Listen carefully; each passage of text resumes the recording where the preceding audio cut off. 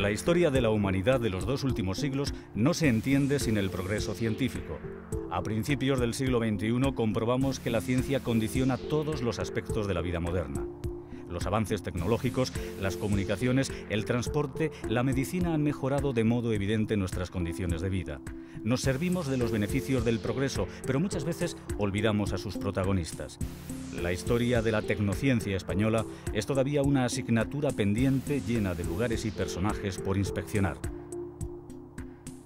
Tenemos que optar por desarrollar definitivamente eso que se llama sociedad del conocimiento o economía del conocimiento, que consiste en que quizá las industrias tienen que irse a otros países porque la mano de obra es más barata, quizá los productos tienen que ser elaborados en otros países porque la mano de obra es más barata, pero entonces nosotros lo que tenemos que hacer es generar ideas. Entonces, un país que genera ideas, que no se dedica a hacer productos, sino a generar nuevas ideas, pues ese puede ser un país con una estructura económica muy sólida y desde luego creo que ese tipo de países, que en definitiva optan por lo que se llama economía del conocimiento, ese tipo de países son los que van a ganar la batalla en el próximo siglo. Al recuperar la memoria de cuatro personajes excepcionales, Isaac Peral, Leonardo Torres Quevedo, Santiago Ramón y Cajal y Juan de la Cierva, cuatro científicos que entre finales del siglo XIX y principios del siglo XX se enfrentaron a la falta de medios y ayudas, a la incomprensión de los gobernantes, una problemática similar con la que hoy en día todavía conviven nuestros científicos. Pues es verdad que a finales del siglo XIX y en la primera parte del siglo XX sí asistimos a un desarrollo interesante de la ciencia y de la tecnología en España. ¿A qué se debe? ¿A qué ha habido, a qué hay una estructura que es capaz de soportar todo ese desarrollo? O más bien, pues es el arrojo de unos cuantos hombres, ¿no? Tras la Revolución de 1868, que puso fin al reinado de Isabel II, llegó el sexenio democrático, que a pesar de ocupar un corto periodo de tiempo, lleno de inestabilidades, propició que se expandiesen las ideas de liberales y republicanos, proclamándose en 1873 la Primera República.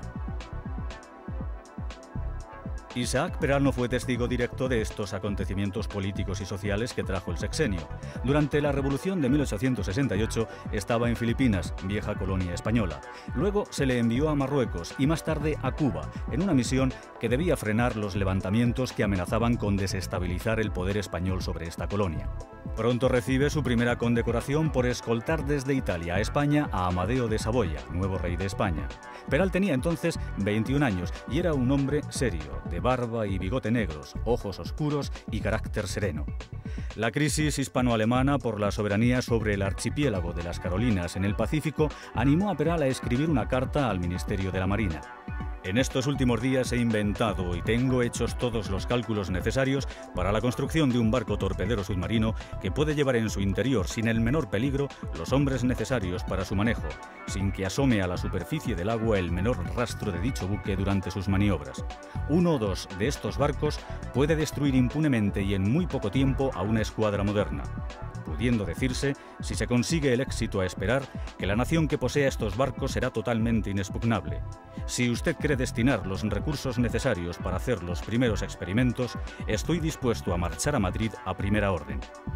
Estaba como ministro Cánovas del Castillo y ante su misiva le concede a Peral 5.000 pesetas, una cifra ridícula que demuestra la difícil lucha de Peral por hacer entender la valía de su promesa. El siguiente ministro de Marina, José María Belenguer, partidario de la innovación tecnológica en la Marina, hizo público en 1887 un gran plan de inversión para la renovación de la escuadra. Peral consiguió entonces el apoyo suficiente y se le permitió viajar al extranjero, a Francia, Bélgica, Alemania y Reino Unido en busca de piezas para su submarino. Comienza su construcción en La Carraca, Cádiz. La sociedad aguarda con expectación los meses que dura la obra. Por fin, el Peral se votó con éxito el 8 de septiembre de 1888 entre el fervor popular. El mismo año consiguió la medalla de oro en la Exposición Universal de Barcelona.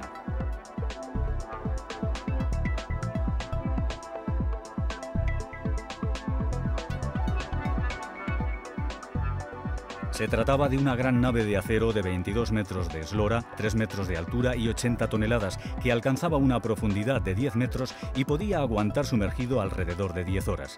El submarino de Peral ofrecía una serie de innovaciones no utilizadas hasta el momento, como la incorporación de motores eléctricos en vez de propulsión de vapor. Una enorme batería de plomo generaba la electricidad necesaria para alimentar los dos motores de 30 caballos y las dos hélices que movían el buque. Otra novedad era su mecanismo de inmersión, controlado por el peculiar aparato de profundidades. El problema de la respiración en inmersiones de larga duración lo solucionó creando un mecanismo que eliminaba el anhídrido carbónico, acoplando un depósito de oxígeno que nutre a los tripulantes de aire limpio. Incorporaba un tubo lanzatorpedos de alta precisión. En 1890 se lanzó con éxito el primer torpedo de la historia submarina.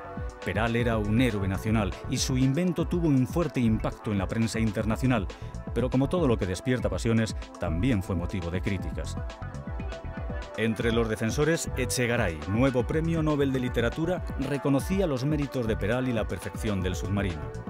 Las nobles ideas de un noble cerebro no dependen ni del griterío de los alborotadores, ni de los chistes estúpidos de los envidiosos, ni del silencio de los indiferentes.